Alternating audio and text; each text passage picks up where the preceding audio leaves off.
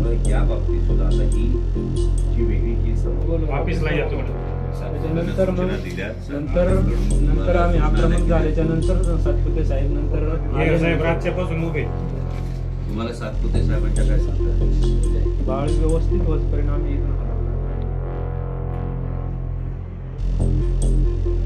बिबट्यांच्या घटना बिबट मानव संघर्षाच्या घटना या वारंवार होतात आणि या संदर्भामध्ये मी मागच्या अधिवेशन काळातही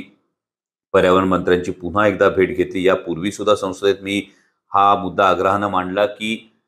बिबट प्रजनन नियंत्रण ही याच्यावरचा हा सगळ्यात महत्त्वाचा उपाय आहे आणि त्या संदर्भामध्ये डीजी फॉरेस्ट असेल, पर्यावरण मंत्री असेल, यांची दोघांची भेट घेतल्यानंतर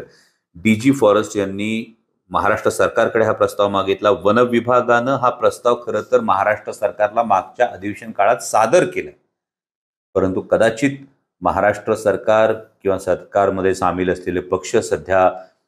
निवडणूक आणि उमेदवारी आणि जागा वाटप याच्यात जास्त कदाचित व्यस्त असल्यामुळे त्यांना सर्वसामान्य नागरिकांच्या आयुष्याशी निगडीत असलेला हा प्रस्ताव अजून केंद्राकडे पाठवायला वेळ मिळालेला दिसत नाही आणि हा प्रस्ताव अजून पाठवलेला नाही। मी आजही माननीय मुख्यमंत्री महोदयांना विनंती केलेली की हा प्रस्ताव तातडीनं पाठवावा आणि ज्या पद्धतीनं केरळमध्ये हत्ती आणि मानव संघर्ष होतो त्या हत्ती आणि मानव संघर्षाच्या अनुसरून राज्य आपत्ती क्षेत्र हे तिथे घोषित करण्यात आले, त्या पद्धतीनं